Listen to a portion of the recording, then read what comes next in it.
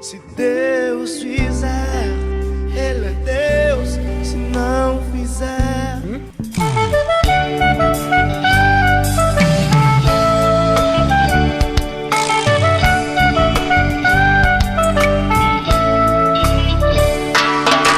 Bom é o Senhor para os que esperam nele.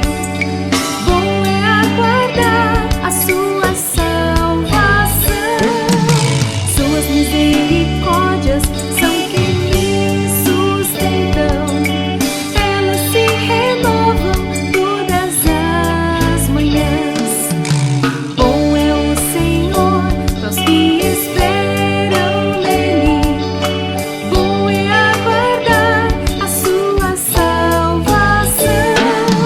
Suas misericórdias são que me sustentam. Elas se renovam todas as manhãs. As misericórdias do Senhor se renovam sobre mim. As misericórdias do Senhor se renovam, não tem fim.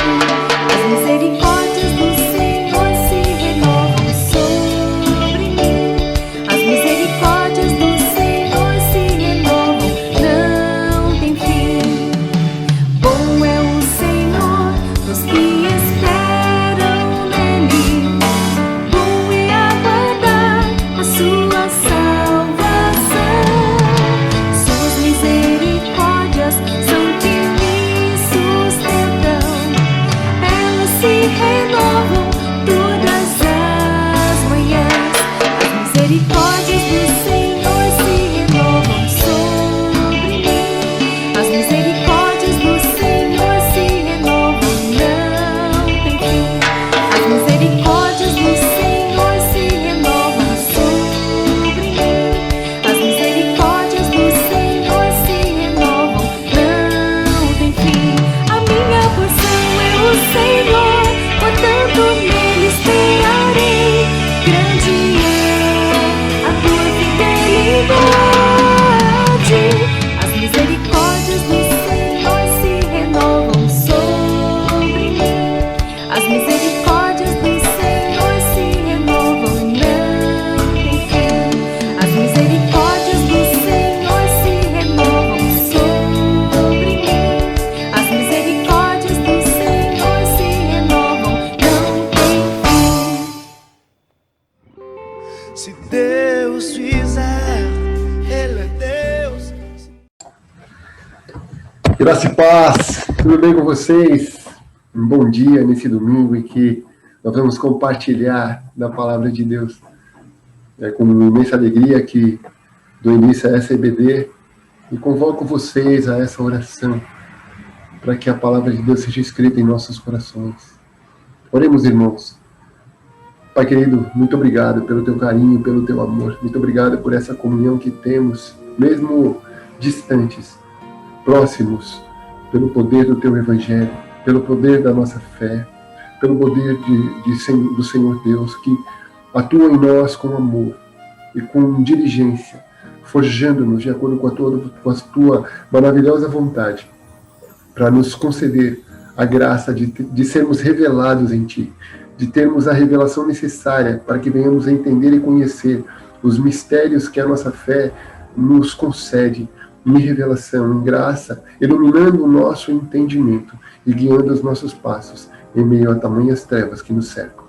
Oramos, Pai querido, para que o Senhor possa vir a escrever nas tábuas de carne do nosso coração aquilo que vai ser estudado, extraído da Carta Magna, do poder que atua através da sua palavra em nosso coração, para que venhamos a ser encontrados dignos de sermos chamados filhos do Altíssimo, pertencentes ao corpo de Cristo, a igreja do Deus vivo, baluarte da verdade, revelada ao mundo como o projeto de Deus para a salvação de todo aquele que crê. Por isso eu oro agradecido, entregando cada ouvinte, cada irmão que esteja fazendo essa oração e venha meditar comigo na sua palavra, e faço isso através do nome do Senhor Jesus Cristo. Amém. Irmãos, vamos compartilhar então da leitura de Efésios, dando continuidade ao estudo de Efésios, capítulo 1, do versículo 15 até o versículo 23, ok? Por isso também eu, tendo ouvido a fé que há entre vós no Senhor Jesus e o amor para com todos os santos, não cesso de dar graças por vós, fazendo menção de vós em minhas orações, para que o Deus de nosso Senhor Jesus Cristo, Pai da glória, vos conceda espírito de sabedoria e de revelação no pleno conhecimento dele, iluminados os olhos do vosso coração, para saberdes qual é a esperança do seu chamamento, qual a riqueza da glória da sua herança nos santos, e qual a suprema grandeza do seu poder para com os que cremos, segundo a eficácia da força do seu poder, o qual exerceu ele em Cristo, ressuscitando-o dentre os mortos, e fazendo-o sentar à sua direita nos lugares celestiais, acima de todo principado, e potestade, e domínio, e poder, e de todo nome que se possa referir, não só no presente século, mas também no vindouro. E pôs todas as coisas debaixo dos pés, para ser o cabeça sobre todas as coisas, o deu à igreja, a qual é o seu corpo, a plenitude daquele que tudo enche em todas as coisas. Amém? Essa oração de Paulo revela o quão maduro ele estava no entendimento da sua missão, como apóstolo dos gentios. E por causa deste evangelho, do evangelho que Paulo prega, o evangelho de Deus, segundo a igreja será julgada, como ele afirma em Romanos, nós vemos que, a despeito da situação que ele estava em Roma, preso numa casa alugada, lhe deu tempo para escrever a epístola aos Efésios, uma epístola tão profunda, que se nós fôssemos extrair o conhecimento, o entendimento de cada palavra dessa epístola, levaríamos anos. Eu li um livro do anglicano John Stott, de um estudo de Efésios, extremamente denso, profundo. É um momento na vida de Paulo que ele coroa o seu ministério com uma erudição, uma sabedoria sobre-humana. Este homem de oração, que entendeu a sua missão e coloca ela em prática e culmina com o estabelecimento, o fundamento em Cristo de várias igrejas, várias congregações no meio da Ásia Menor, que se expande para o norte da África, até Roma, até a Europa. Então veja, a fé de Paulo no entendimento, na oração, na comunhão com Deus, levou ele a escrever estas epístolas mesmo antes dos evangelhos. Veja, a data aqui gira em torno de 60 depois de Cristo. E antecede ali o seu martírio, debaixo do governo de Nero, onde ele foi decapitado. Mas que Deus, na sua infinita misericórdia e graça, dá a ele este tempo para escrever, para coroar o seu ministério com a epístola de Efésios. Também de Colossenses. E provavelmente Laodicenses. uma epístola que se perdeu. Mas o que nós temos aqui? Essa oração profunda. No versículo 15, Paulo, ele se alegra com a fé dos efésios.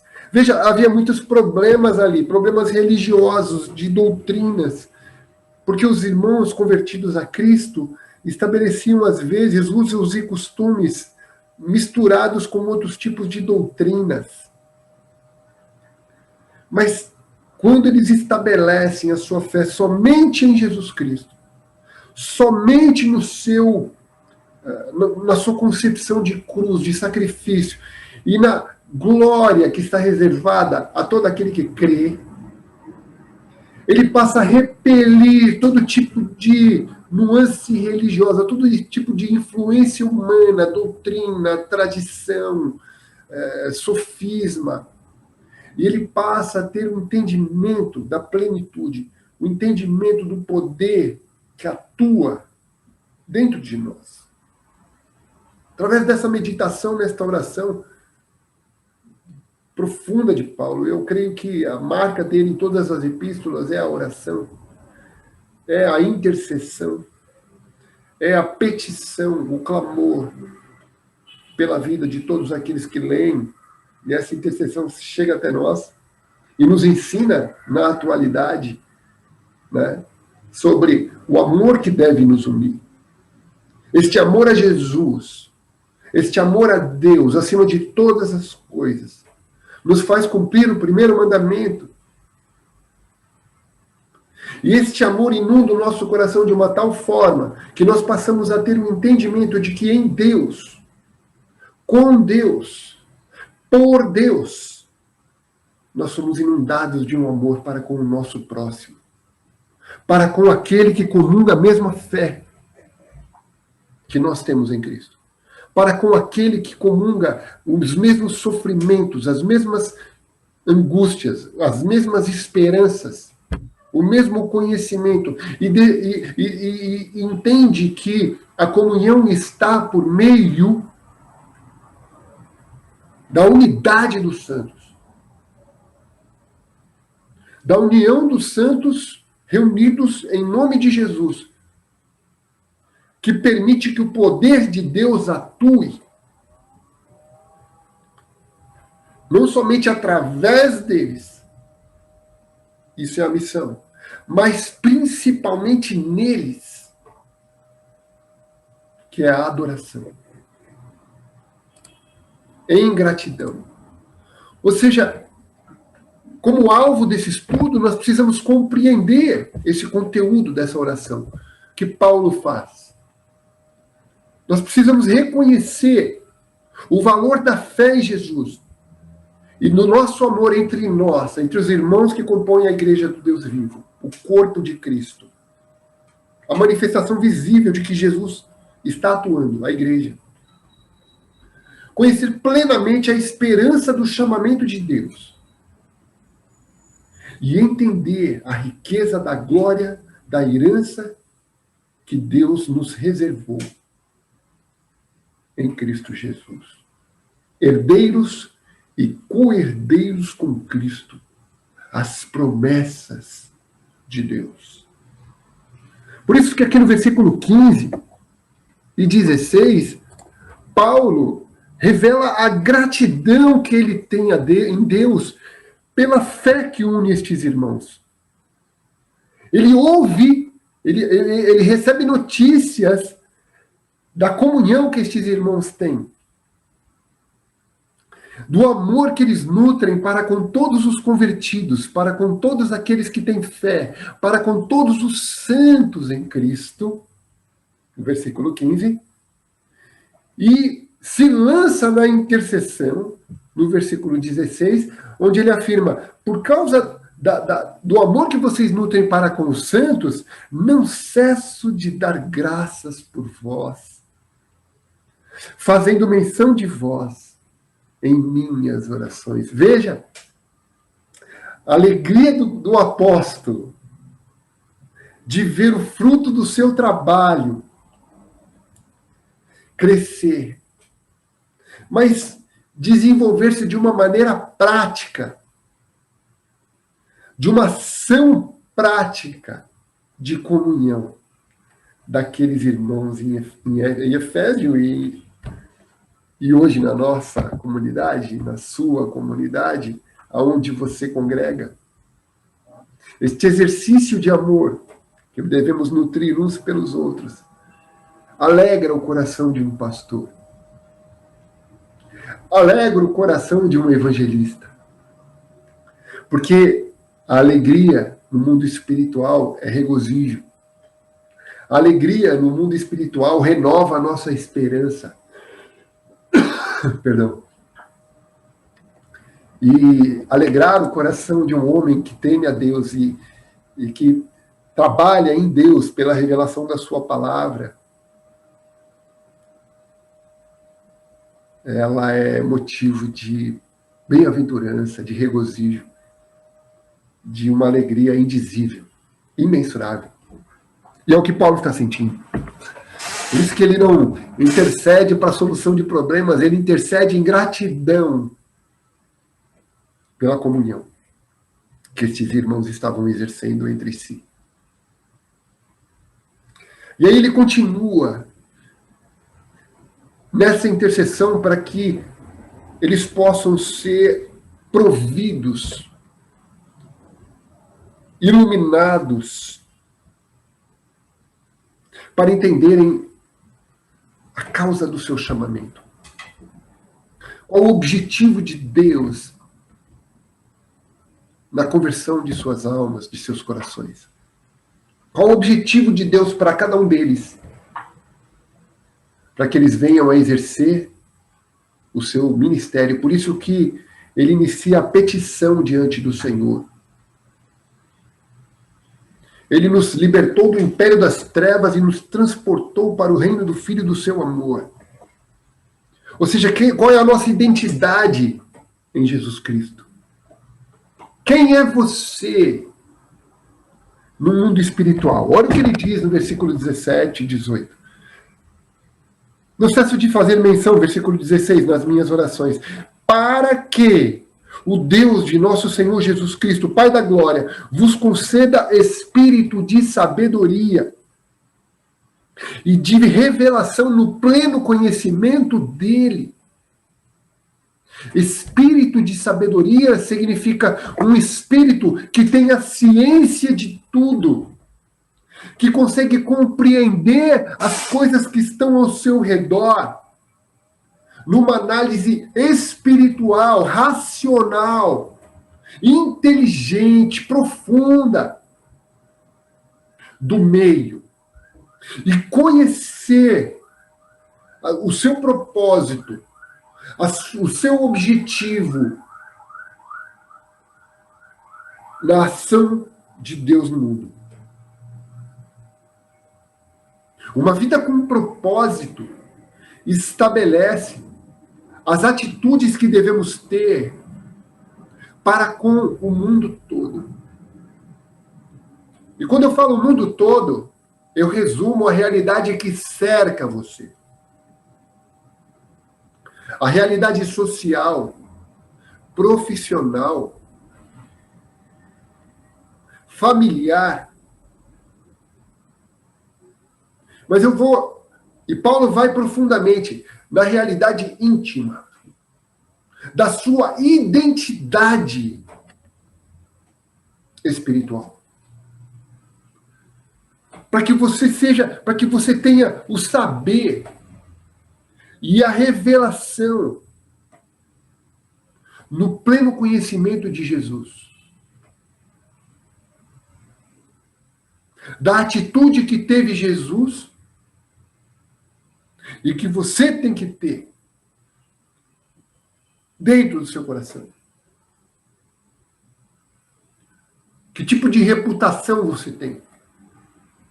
Quando as pessoas olham para você, elas descobrem que você é de Jesus? Ou você é um legalista? Você é um religioso? Você é um fariseu? Veja, a fé, ela traz alegria ela traz esperança, ela traz libertação, ela tem um carisma envolvente. Ela não fica se posicionando como extremamente espiritual e cheio de revelação. Ela age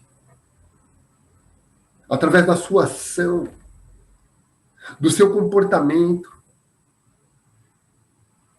do modo com que você fala, do modo com que você trabalha, a excelência daquilo que você faz. Não é para a pessoa, não é para o seu patrão, não é para a instituição, é para Deus. Então a exigência do mundo pode ser enorme, pode ser opressora, pode ser injusta. E é.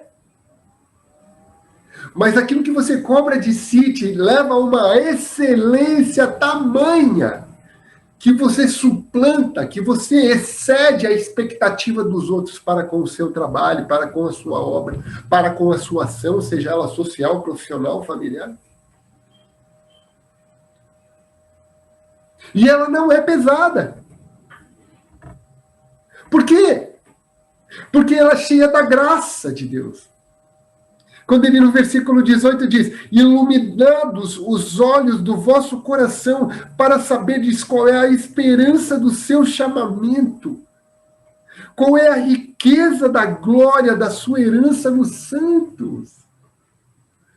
Veja, não há promessa maior, não há propósito maior. Infelizmente, nós nos atemos, às vezes, às coisas transitórias, e isso é pecado. Isso são as nossas falhas. Mas nós devemos nos atentar à esperança do nosso chamamento. Nós precisamos buscar, através da oração, a iluminação da sede das nossas decisões, que é o nosso coração, para que venhamos a entender qual é o desejo de Deus para cada um de nós. Um é pastor, o outro é evangelista, o outro é professor, o outro é vigilância, o outro é louvor, o outro, enfim, pai, mãe, filho. Ele se estende a todas as direções de nossas vidas, as ações de nossas vidas. E é nessa comunhão de Jesus Cristo, na oração e na adoração, através da sua palavra, sendo alimentados por este pão que nos concede graça, que nos concede força. Porque não pense que você é bom, que você é justo, que você é elevado por mérito próprio. Deus não divide a sua glória com ninguém. Se eu estou falando isso para você agora, a glória é de Deus. Foi Deus que falou ao meu coração e está transmitindo através de mim para você. Antes, se regozije no conhecimento dele. No conhecimento da intenção dele para com você, para comigo.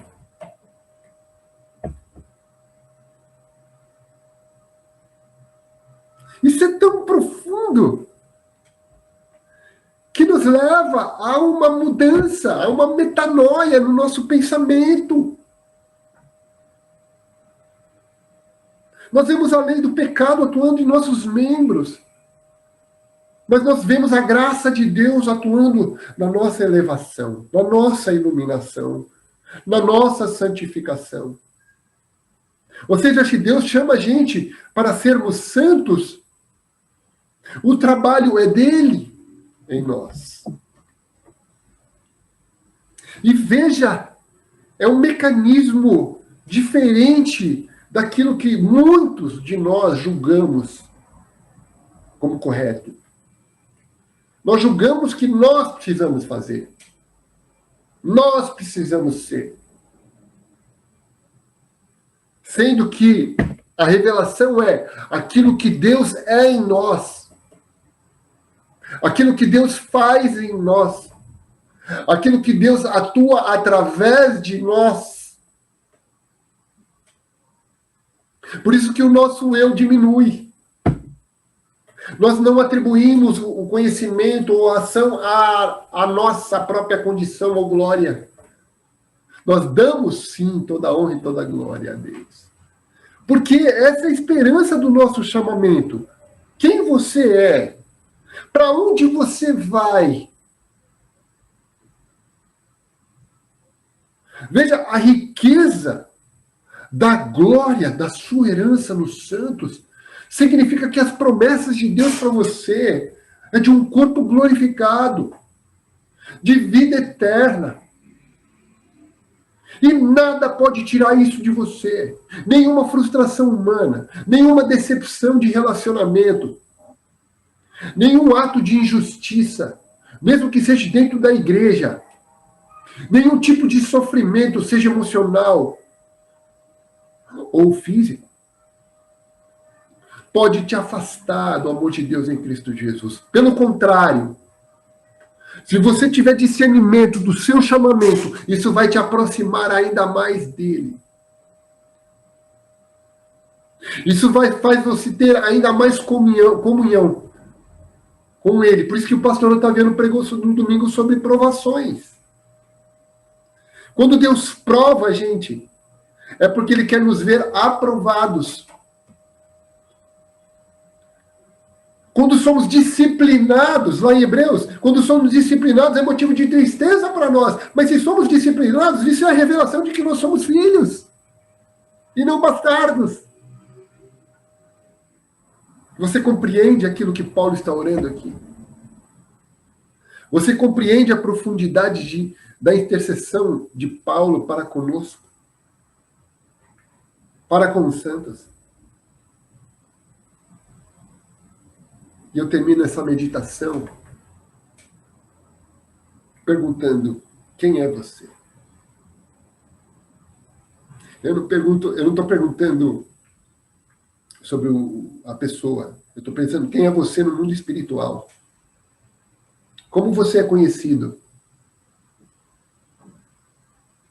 Como as pessoas olham para você?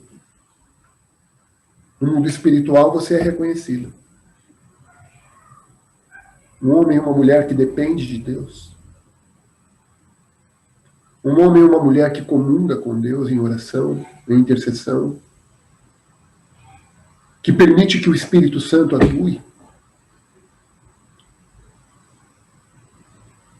Eu creio que essa é uma pergunta que você deve fazer todos os dias. Em tudo que você faz. Porque daí os seus problemas vão ficar pequenininhos. Porque a tua esperança e a tua herança não tem preço. Não tem valor. É impagável. O mundo todo não pode comprar. Mas você tem isso. Você tem isso como herança. Um número incalculável. Uma herança eterna. De promessas eternas. Que devem atuar na sua vida hoje. Vou ler novamente esses 4 versos. E que Deus fale ao seu coração. Amém? Por isso também eu, tendo ouvido a fé que há entre vós no Senhor Jesus e o amor para com todos os santos, não cesso de dar graças por vós, fazendo menção de vós em minhas orações, para que o Deus de nosso Senhor Jesus Cristo, Pai da glória, vos conceda espírito de sabedoria e de revelação no pleno conhecimento dele, iluminados os olhos do vosso coração, para saberdes qual é a esperança do seu chamamento e qual a riqueza da glória da sua herança nos santos. Amém? Que Deus abençoe, um bom domingo e um beijo no seu coração. Que a graça e a misericórdia atuem plenamente no seu coração. É que eu oro e agradeço. Em nome de Jesus. Um beijo. Paz.